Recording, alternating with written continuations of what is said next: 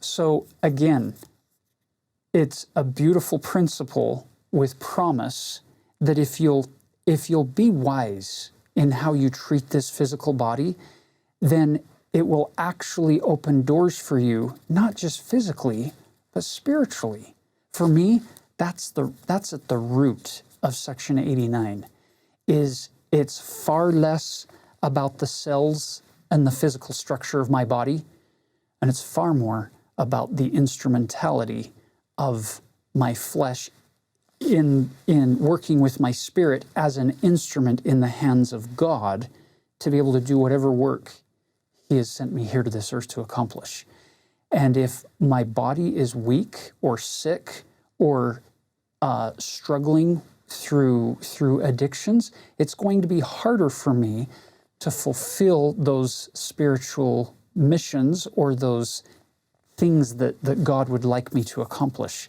So that's why this section to me is so important to tune in to say, what should I do with this great gift that God has given my spirit, this body, this tabernacle of clay, and how can I put in the right kind of fuel, so to speak, to make it run at its optimal condition so that I can live as long and as strong as possible to fulfill as much of God's work as I possibly can.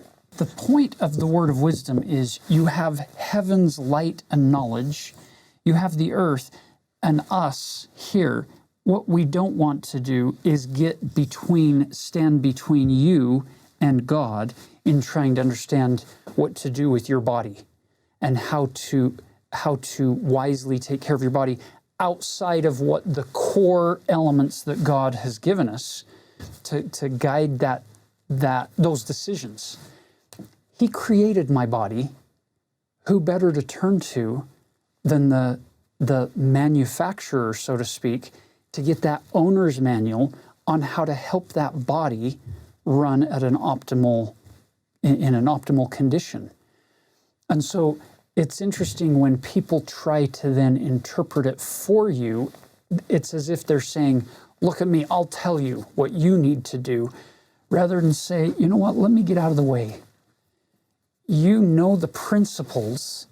Now read the section, spend more time in the section than you do on the internet seeing what other people think about the section, and look at how the prophets have used these words and how they've interpreted them, and go to God and figure out how that directly applies to you today.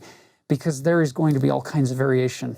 Some people might tell you, oh, the best thing in the world, based on what it says here in verse 17, wheat for man. And you're going to say, man, we should be eating wheat like crazy. And some of you who are watching have a gluten intolerance. You can't, your body doesn't digest gluten. So it would be a very unwise thing for you to eat lots of wheat products.